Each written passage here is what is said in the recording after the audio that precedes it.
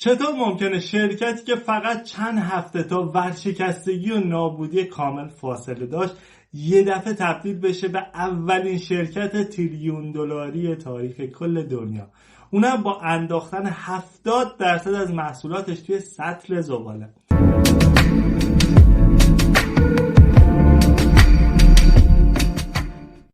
درود به همه رفقای چنل وبیکس 24. من نیما هستم و اینجا با هم داستانهای بیزینسی رو موشکافی میکنیم. اگه به دنیای مستندهای تجاری، استراتژی‌های مارکتینگ و رازهای پشت پرده برندهای بزرگ علاقه داری و دوست داری این ترفندها رو توی کسب و کار خودت پیاده کنی، همین الان دکمه سابسکرایب رو بزن، زنگوله رو فعال کن، چون که از این به بعد کلی ویدیو جذاب قراره براتون آماده کنیم. توی این مستند برخلاف همه روایت‌های بیروحی که تا الان شنیدی، میخوایم پله پله مدل ذهنی و ترفندهای بازاریابی آقای استیو جابز رو براتون رونمایی و توضیح بدیم تا ببینیم چطور میشه این فرمول‌ها رو همین امروز توی بازار ایران لمس و استفاده کرد. پس تا آخر این ویدیو همراه من باش.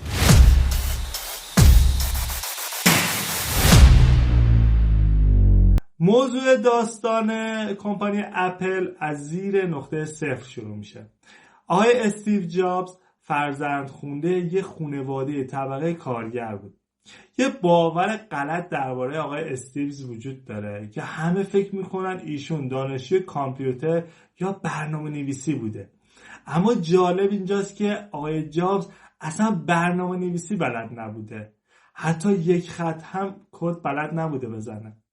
ایشون توی دانشگاه رشته هنر، فلسفه و خوشنویسی میخونده. اما چون پول شهریه دانشگاه رو نداشت، بعد از 6 ماه کلاً انصراف داد. آقای جابز یه رفیق صمیمی داشت به اسم استیو وزنیاک که برعکس خودش یه هکر و نبوغ خالص مهندسی و برنامه‌نویسی بود. آقای وزنیاک یه کیبورد رو به یه تلویزیون وصل کرده بود و قطعات الکترونیکی رو جوری چیده بود که وقتی روی کیبورد تایپ میکرد حروف روی صفحه تلویزیون نشون داده میشد. این دستگاه اولیه هیچ بدنه، مانیتور یا اسمی نداشت. فقط یه برد الکترونیکی خالی بود. اینجا بود که جرقه ایده به ذهن آقای جابز خورد. وزنیاک این دستگاه رو فقط برای سرگرمی و کلکل با بقیه هکرها ساخته بود و میخواست نقشش رو رایگان به بقیه یاد بده. اما آقای جابز که نگاه بیزینسی و هنری داشت، پتانسیل این رو دید که این جعبه جادویی میتونه در آینده جهان نقش زیادی داشته باشه. آقای جابز به وزنیاک گفت بیا این رو به مردم بفروشیم. شاید بپرسید چطور پول اولیه شرکت جور شد. سال 1976 برای تولید انبوه این برد الکترونیکی که اسمش رو گذاشتن اپل 1 اصلا پول نداشتن.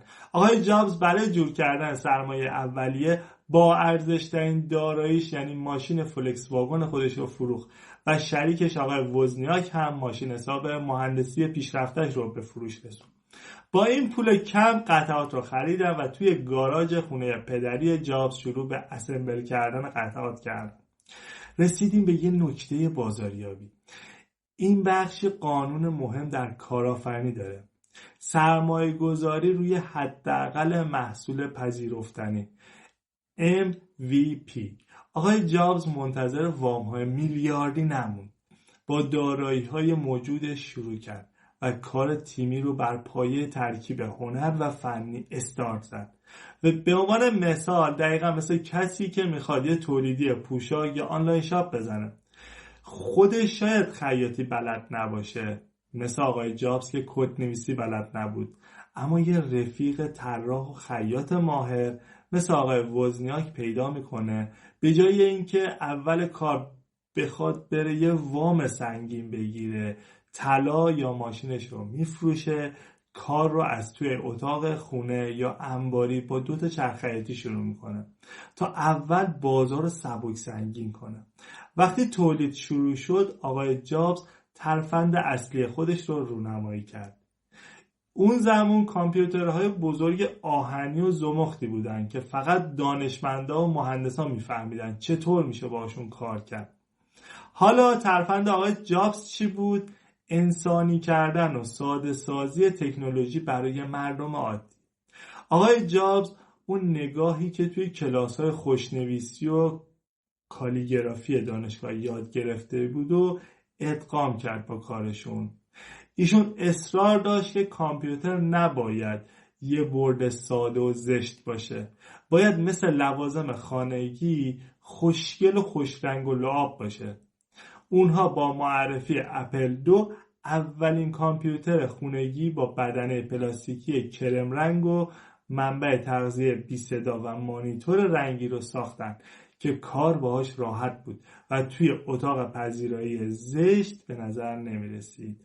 آقای جابز کاری کرد که یه مادر خانه‌دار یا یه بچه هم بتونه از این کامپیوتر استفاده کنه. این ترفند ساده سازی بازار رو ترکوند. شرکت به سرعت رشد کرد، سهامش عمومی شد و جابز در 30 سالگی صدها میلیون دلار ثروت داشت. اما این موفقیت سریع چشم جابز رو روی یه خطر بزرگ بست. با بزرگ شدن شرکت آقای جابز حس کرد برای مدیریت یک تشکیلات بزرگ چند صد میلیون دلاری به یه مدیر کارکشته دنیای تجارت نیاز داره. پس رفت سراغ آقای جان اسکالی، مدیر عامل وقت پپسی و با این جمله معروف که میخوای تا آخر عمرت آب شکر بفروشی یا بیای با من دنیا رو تغییر بدی، اون رو آورد به کمپانی اپل. اما آقای جان اسکالی تبدیل به بزرگترین ضد قهرمان داستان شد. آقای اسکالی یه مدیر سنتی حسابگر و کدچرواری بود و آقای جابز یه ایدئالگرای سرکش و لجباز. رسیدیم به بخش این که چرا آقای جابز از شرکت خودش اخراج شد و نتیجهش چی بود. آقای جابز پروژه بعدی یعنی کامپیوتر مکینتاش رو با وسواس شدید طراحی کرد. انقدر وسواس داشت که حتی اصرار میکرد بردهای داخل کیس که مشتری اصلا نمیبینه هم باید چیدمان قشنگی داشته باشن.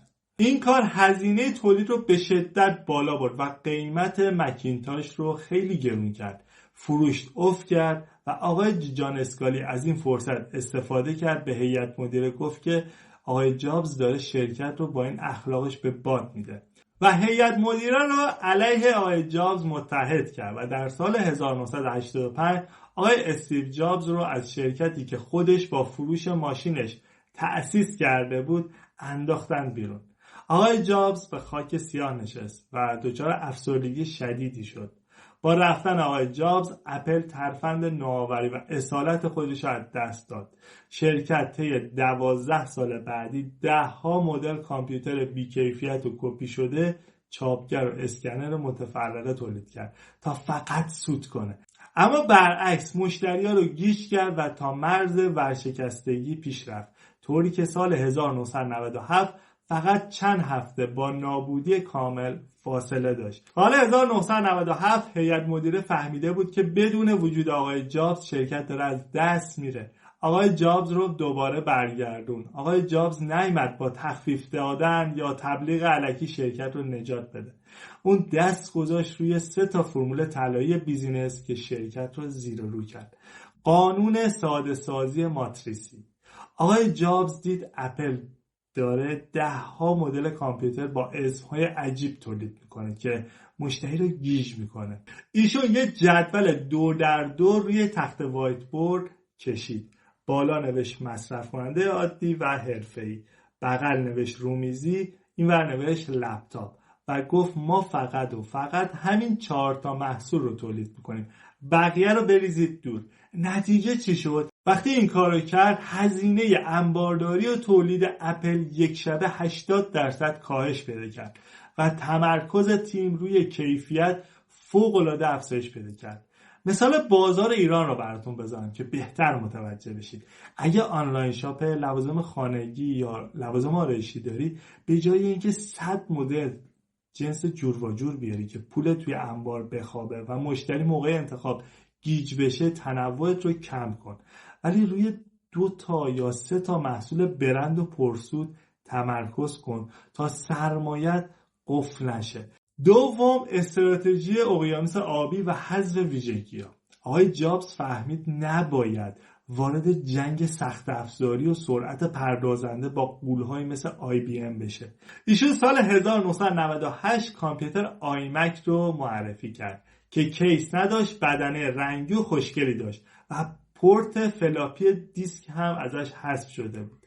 همه مسخرهش کردن، اما آقای جابز میدونست آینده متعلق به CD و اینترنته و سرانجام کار اینطوری شد که با حذف یه ویژگی قدیمی یه بازار بدون رقیب برای کسانی که زیبایی و سادگی میخواستن ساخت و فروش شرکت رو یه دفعه افزایش داد. به عنوان مثال توی کار خودت بگرد ببین رقبا چه کار پیچیده یا قدیمی انجام میدن، اون رو حذف کن و با یه آپشن ساده که نیاز مشتری خاص خودت رو جذب کن. و سومین ویژگی مهندسی ارزش و تغییر خطکشی بازار. آقای جابز خطکشی بازار رو عوض کرد. ایشون کمپین متفاوت فکر کن رو راه اندازی کرد. آقای جابز سخت افزار نمیفروخت، بلکه احساس خاص بودن و پرستیژ رو به مشتری میفروخت. نتیجه چی شد؟ مخاطب حاضر بود 30% پول بیشتری پرداخت کنه، اما نه برای قطعات، بلکه برای اون حس لوکس بودن و متمایز بودن. این یعنی جوری برای محصول داستان سرایی کنی که مشتری بابت تجربه خرید و حس برندت به پول بده و فقط بابت خود کالا نباشه. مثل کافه هایی که پول دکور و اتمسفرشون رو میگیرن، یعنی فقط قهوه نمیفروشن. وقتی که کمپانی اپل دوباره در بازار به پادشاهی رسید، آیپد، آیفون، آیپاد دنیا رو به لرزه در آورد و ثروت آقای جابز به میلیاردها دلار رسید. اما این ثروت و کمالگرایی افراطی از اون یه آدم فوق‌العاده سخت و منزوی ساخت. لباسش همیشه یه یقه اسکی مشکی ساده، شلوار جین و کفش کتونی بود تا وقتش رو تلف انتخاب لباس نکنه. توی محیط کار یه دیکتاتور به تمام معنا بود. کارمندها از سوار شدن توی آسانسور باهاش وحشت داشتن، چون ممکن بود تا به طبقه بالا برسن اخراج بشن. دقیقاً این لجبازی تو زندگی شخصیش هم بود، تا جایی که در اواخر عمرش درمانهای پزشکی مدرن رو رد کرد و خواست با رژیم‌های غذایی خاص خودش سرطانش رو درمان کنه که فایده‌ای نداشت و در سال 2011 از دنیا رفت. شاید بپرسید چرا این آدم سختگیر و ناخونخوش در اواخر عمرش و از طریق همسرش میلیاردها دلار به صورت چراغ خاموش به خیریه‌های آموزشی و سلامت کمک کرد. چرا شرکت بزرگ به خیریه رو میارن؟ توی دنیای مارکتینگ مدرن خیریه 2 تا کارکرد بزرگ داره. اولی معافیت‌های مالیاتی سنگینه که سرمایه شرکت رو حفظ میکنه. دوم تکنیک برندسازی حمایتیه. وقتی یه برند لوکس و بزرگ در کارهای انسانی مشارکت میکنه، تصویرش توی ذهن جامعه از یه ماشین پولشویی بی‌رحم به یه ناجی دلسوز تبدیل میشه و مردم با وفاداری بیشتری ازش خرید میکنن. درس بزرگ و همیشه سبز اپل برای کسب و کار شما که میشه یاد گرفت و به کار برد اینه: بحران ها در کسب و کار میان تا شما رو ورزیده تر و با تجربه تر کنن. اگر شرکت اپل به مرز ورشکستگی نمیرسید، هیچ وقت آقای جابز جرئت نمیکرد 70% محصولاتش رو حذف کنه. اگه الان توی کسب و کارتون فروش کمه یا رقبا دارن اذیتتون میکنن، به جای شلوغ کردن سرتون تمرکزتون رو بذارید روی یک کار خاص که توش بهترین هستید. تنوع بیخود رو حذف کنید و روی خلق یک تجربه متفاوت برای مشتری وقت بذارید. نیازی نیست همه فن حریف باشید، توی یه شاخه شاهکار باشید. تمرکز همیشه برنده بازیه.